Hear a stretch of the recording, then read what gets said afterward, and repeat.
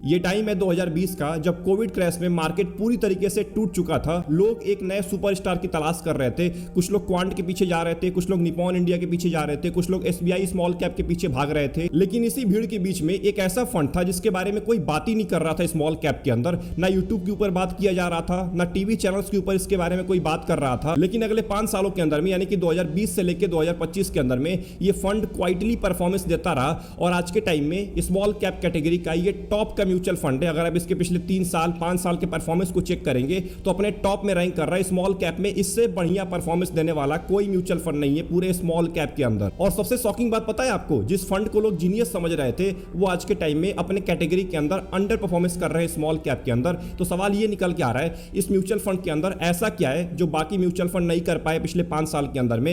मैं बात कर रहा हूं बंधन स्मॉल कैप म्यूचुअल फंड के बारे में। तो बंधन स्मॉल कैप के अगर आप परफॉर्मेंस को देखते हैं तो यहां पे देखिए 5 साल का टाइम हुआ है। 5 साल के अंदर में 22% का रिटर्न लाके दिया है। अपने कैटेगरी में आज भी 1 नंबर पे रैंक कर रहा है, इतनी भारी गिरावट होने के बाद भी।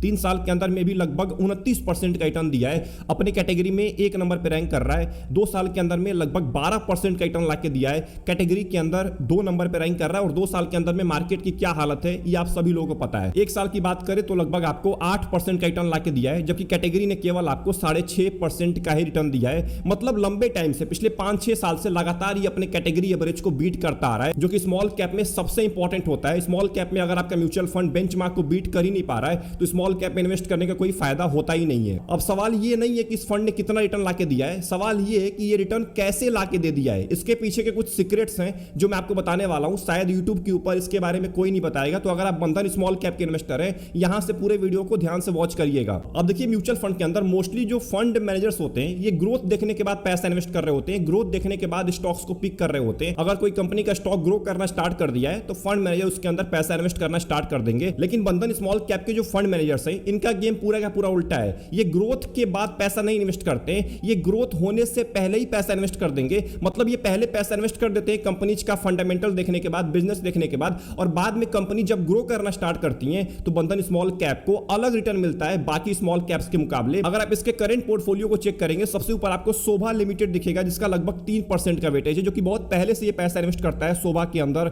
आरईसी लिमिटेड के अंदर, एलटी फूड्स के अंदर, साउथ इंडिया बैंक के अंदर, पीएनबी हाउसिंग के अंदर। इन कंपनीज के अंदर ये बहुत पहले से पैसा इन्वेस्ट कर रहा है। अब देखिए, जो भी ये कंपनी जो टॉप के अंदर, ये सबकी सब छोटी कंपनी है, लेकिन ये छोटी मोमेंटम वाली कंपनीज नहीं है। ये कोई फ्लैशी स्टॉक्स नहीं है कि आपके पैसे को 2 दिन में डबल कर देंगे। इन कंपनीज को चूज किया गया है बैलेंस शीट के बेसिस पे, अर्निंग विजिबिलिटी के बेसिस पे, वैल्यूएशन के बेसिस पे। इसी वजह से जब मार्केट में रैली आती है तो स्टॉक्स बहुत तेजी के साथ ऊपर भागते हैं, लेकिन जब मार्केट में गिरावट आता है या अनसर्टेनिटी आती है तो स्टॉक्स सबसे कम नीचे भी गिर रहे होते हैं। यही फायदा होता है जब आप बिजनेस को देख के पैसा इन्वेस्ट करते हैं किसी कंपनीज के अंदर। लेकिन इसके अंदर एक और सवाल घूमता है इन्वेस्टर्स के माइंड में कि ये फंड के पास लगभग 250 कंपनीज है, 250 कंपनीज के अंदर पैसा इन्वेस्ट करता है, उसके बावजूद भी ये आउट परफॉर्मेंस कैसे लाके दे रहा है। क्योंकि अगर आपके पास 250 कंपनी है तो एक्सपर्ट्स क्या बोलते हैं ना कि आपका जो अल्फा होता है वो मर जाता है, यानी कि आप बेंचमार्क को आसानी से बीट नहीं कर पाएंगे क्योंकि आपने 250 कंपनी के अंदर पैसा इन्वेस्ट करके रखा हुआ है। वहीं पे अगर कोई फंड मैनेजर केवल 20 कंपनी को लेकर रखता है पोर्टफोलियो में और उसमें से अगर 5 कंपनी चल जाती है तो पूरा का पूरा फंड बढ़िया परफॉर्मेंस देने लग जाता है। जैसे मोतीलाल ओसवाल के जो म्यूचुअल फंड्स होते हैं ये कम से कम स्टॉक्स को पोर्टफोलियो में रखते हैं। इसीलिए जब मार्केट रैली चल रही थी तो मोतीलाल के जो म्यूचुअल फंड्स थे उन्होंने बहुत बढ़िया परफॉर्मेंस लाके दिया था 2024 के अंदर में, 23 के अंदर में। लेकिन बंधन स्मॉल कैप को ये चीज पता होने के बाद भी ये 250 कंपनी लेके क्यों बैठा हुआ है, इसके पीछे का रीजन है फंड मैनेजर का बारबेल अप्रोच। अब देखिए, बंधन स्मॉल कैप का जो पोर्टफोलियो है ये 3 लेयर में डिवाइड है। पहला लेयर है कोर कन्विक्शन। अब देखिए, जो बंधन स्मॉल कैप के टॉप 20 कंपनी या 30 कंपनी है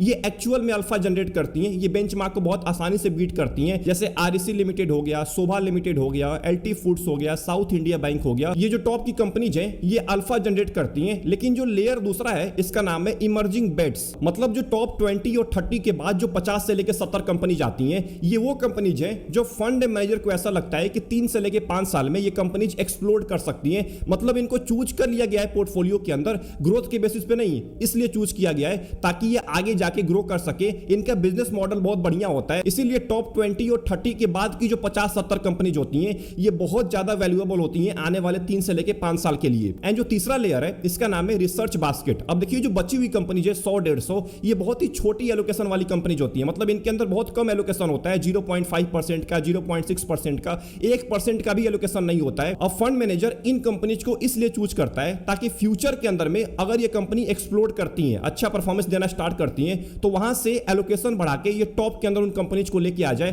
ताकि इन्वेस्टर्स को बढ़िया परफॉर्मेंस मिलता रहे। तो ऐसे करके 3 लेयर में इसके पूरे पोर्टफोलियो को डिवाइड किया गया है। आई होप आपको आइडिया लग गया होगा। अब बात करते हैं दूसरे सीक्रेट के बारे में। अब देखिए 2021 से लेकर 24 के बीच में क्वांट ने बहुत बढ़िया परफॉर्मेंस लाके दिया था। इसके पीछे का रीजन था मोमेंटम स्ट्रेटजी, मतलब जहां मोमेंटम दिख रहा था वहां क्वांट के जो फंड मैनेजर्स थे वो पैसा इन्वेस्ट कर रहे थे। इसी वजह से जब मार्केट रैली चल रहा था 2021 से लेकर 24 के बीच में, तो क्वांट ने बहुत ही बढ़िया रिटर्न लाके दिया था, बहुत ज्यादा रिटर्न लाके दिया था। लेकिन जैसे ही मोमेंटम रिवर्स हुआ, आपको देखने को मिला है क्वांट ने अंडर परफॉर्मेंस देना स्टार्ट कर दिया। लेकिन बंधन स्मॉल कैप ने कुछ अलग रास्ता चूज किया था। ये हाई चर्न रेट वाली स्ट्रेटजी नहीं थी, ये कोई मार्केट का प्रेडिक्शन नहीं था। इनकी स्ट्रेटजी का नाम था बिजनेस ओनरशिप। अब देखिए आपको मोमेंटम और बिजनेस ओनरशिप के बीच का डिफरेंस समझना पड़ेगा। अब देखिए मोमेंटम का सिंपल मतलब होता है कि अगर फंड मैनेजर को ऐसा लग रहा है कि कोई स्टॉक भाग रहा है, कोई सेक्टर भाग रहा है, उसके अंदर वो पैसा इन्वेस्ट कर देगा बिना देखे हुए कि उसका बिजनेस क्या है, वो आगे जाके ग्रो कर सकता है कि नहीं कर सकता है। बस उसको ये देखना है कि अभी के टाइम में कौन सा स्टॉक भाग रहा है, किसके अंदर तेजी देखने को मिल रहा है। अभी कुछ टाइम पहले जब वॉर चल रहा था तो जो ऑयल के स्टॉक्स थे ना, वो बहुत तेजी के साथ भाग रहे थे। अब जो फंड मैनेजर्स होंगे, जो मोमेंटम स्ट्रेटजी को फॉलो कर रहे होंगे, वो ऑयल स्टॉक्स के अंदर पैसा इन्वेस्ट कर दिए होंगे। लेकिन जो बिजनेस क्वालिटी होता है ये बिल्कुल ही अलग होता है। ये मोमेंटम को नहीं देख रहा होता है, ये स्टॉक के भागने को नहीं देख रहा होता है, ये पहले उसके बिजनेस को देखता है, उसके फंडामेंटल को देखता है, उसके बिजनेस क्वालिटी को देखता है कि आगे चल के क्या ये बिजनेस एग्जिस्ट भी करने वाला है। क्योंकि स्मॉल कैप कंपनी जो होती है ना, वो बहुत जल्दी फ्लॉप कर जाती है, मैक्सिमम कंपनी फ्लॉप कर जाती है। अगर कंपनी फंडामेंटली बिल्कुल स्ट्रांग है तो आगे जाके ऑब्वियस सी बात है ना, वो कंपनी बहुत बढ़िया परफॉर्मेंस लाके दे सकती है। इसीलिए बंधन स्मॉल कैप बढ़िया परफॉर्मेंस आज भी दे रहा है बाकी स्मॉल कैप के मुकाबले। अब बात करते हैं सबसे बड़े रिस्क के बारे में, जिसका नाम है एसेट अंडर मैनेजमेंट। 2025 के अंदर में इस फंड का एसेट अंडर मैनेजमेंट केवल 10,000 करोड़ हुआ करता था। पिछले 1 साल के अंदर में इस फंड का जो एसेट अंडर मैनेजमेंट है वो एक्सप्लोड कर गया है। मतलब बहुत सारे लोगों ने पैसा इन्वेस्ट किया है पिछले 1 साल के अंदर में, क्योंकि 2025 के अंदर में बाकी स्मॉल कैप्स अंडर परफॉर्मेंस दे रहे थे, वहीं पे बंधन स्मॉल कैप ने बढ़िया रिटर्न लाके दिया था 2025 के अंदर में। अब आपको लग रहा होगा ये तो बहुत बढ़िया बात है, फंड बहुत बढ़िया परफॉर्मेंस दे रहा है इसलिए लोग पैसा इन्वेस्ट कर रहे हैं। लेकिन ध्यान रखना है, इसका फंड साइज इस फंड को एक दिन बर्बाद कर देगा, इसके रिटर्न को पूरी तरीके से खा जाएगा। एयूएम बढ़ने से बंधन स्मॉल कैप को क्या क्या नुकसान हो सकता है, इसके बारे में बात कर लेते हैं। पहला नुकसान है अल्फा कंप्रेशन। अब देखिए स्मॉल कैप म्यूचुअल फंड जितना ज्यादा बड़ा होता है उतना उसको मुश्किल होता है मीनिंगफुल एलोकेशन लेने के लिए स्मॉल कैप कंपनीज के अंदर। क्योंकि अगर किसी फंड का फंड साइज केवल 2000 करोड़ का है तो उसमें से वो 50 करोड़ 100 करोड़ किसी स्मॉल कैप कंपनीज के अंदर आसानी से इन्वेस्ट कर सकता है। लेकिन किसी फंड का फंड साइज 30,000 करोड़ को टच करने वाला हो और उसका केवल 1% भी किसी स्मॉल कैप कंपनी में डालना हो तो नहीं डाल पाएगा फंड मैनेजर। क्योंकि इतना पैसा अगर आप एक कंपनी के अंदर इन्वेस्ट करेंगे तो लिक्विडिटी प्रॉब्लम बहुत ज्यादा होता है। मतलब आप डालने को तो डाल देंगे स्मॉल कैप कंपनी में, लेकिन जब निकालने की बारी आएगी तो सामने कोई बायर बैठा ही नहीं होगा जब आप सेल करने की कोशिश करेंगे। क्योंकि स्मॉल कैप कंपनी बहुत छोटी कंपनी होती है, इसीलिए फंड मैनेजर ज्यादा कंपनीज को पोर्टफोलियो में रखना स्टार्ट कर देता है जब फंड का फंड साइज बढ़ने लगता है, स्मॉल कैप का फंड साइज बढ़ने लगता है। एक बात का ध्यान रखिएगा, स्मॉल कैप का सबसे बड़ा दुश्मन बेयर मार्केट नहीं होता है, इसका सक्सेस होता है। दूसरा नुकसान है फोर्स्ड डाइवर्सिफिकेशन। अब देखिए फंड के अंदर पैसा बहुत ज्यादा जब आना स्टार्ट हो जाता है तो फंड मैनेजर को मजबूरी में स्टॉक्स की क्वांटिटी बढ़ानी पड़ जाती है, ज्यादा स्टॉक्स को रखना पड़ जाता है। क्योंकि एग्जांपल के तौर पे अगर बंधन स्मॉल कैप का फंड साइज 30,000 करोड़ को टच कर देता है तो फंड मैनेजर को इस 30,000 करोड़ को स्टॉक्स में डिवाइड करना पड़ेगा। फंड मैनेजर अपने पास नहीं रखेगा, कैश के अंदर ज्यादा पैसा नहीं रखेगा, उसको कंपनीज के अंदर डिवाइड करना ही पड़ेगा। ये सेबी का रूल होता है, ऑब्वियस सी बात है, वो ज्यादा पैसा कैश में नहीं रख सकता है। इसीलिए फंड मैनेजर स्टॉक्स की क्वांटिटी बढ़ाना स्टार्ट कर देता है, क्योंकि छोटी कंपनीज के अंदर आप ज्यादा पैसा नहीं इन्वेस्ट कर सकते हैं। इसीलिए 30,000 करोड़ को डिवाइड करना पड़ेगा बहुत सारी कंपनीज के अंदर। इसीलिए आपको आज के टाइम में बंधन स्मॉल कैप के अंदर ज्यादा कंपनीज देखने को मिलती हैं, क्योंकि फंड मैनेजर को पहले से पता था कि इसका फंड साइज बहुत ज्यादा बढ़ने वाला है। अब सवाल ये निकल के आ रहा है कि जो स्ट्रेटजी बंधन स्मॉल कैप के लिए 5,000 करोड़ पे 10,000 करोड़ पे काम कर रही थी, क्या वही स्ट्रेटजी 30,000 करोड़ 40,000 करोड़ के फंड साइज पे काम करने वाली है? क्योंकि हिस्ट्री हमें एक चीज सिखाता है कि स्मॉल कैप को मार्केट क्रैश नहीं बदलता है, इसका एसेट अंडर मैनेजमेंट ही बदल देता है। ये तो आने वाला टाइम बताएगा कि बंधन स्मॉल कैप कैसा परफॉर्मेंस ला के दे रहा है ज्यादा एसेट अंडर मैनेजमेंट होने के बाद भी। आई होप आपको इस पूरे वीडियो के अंदर बहुत कुछ सीखने को मिला होगा। अगर कोई भी डाउट चल रहा है आपको बंधन स्मॉल कैप के रिलेटेड तो कमेंट खाली पड़ा हुआ है, टाइप करना मत भूलिएगा। वीडियो के अंदर कुछ भी सीखने को मिला है, कुछ भी नॉलेजेबल लगा है तो वीडियो को लाइक जरूर कर दीजिएगा। ऐसी इंपॉर्टेंट वीडियोज बहुत मेहनत से आती हैं तो लाइक करना मत भूलिएगा एंड चैनल को सब्सक्राइब कर लीजिए। ऐसी इंपॉर्टेंट वीडियोज रेगुलर भी आती हैं तो ध्यान रखना है, सब्सक्राइब नहीं करेंगे तो आप उन वीडियोज को मिस भी करने वाले हैं। सब्सक्राइब करना मत भूलिए। मिलते हैं नेक्स्ट इंपॉर्टेंट वीडियो के अंदर। अपना ध्यान रखिए। Best of luck, take care.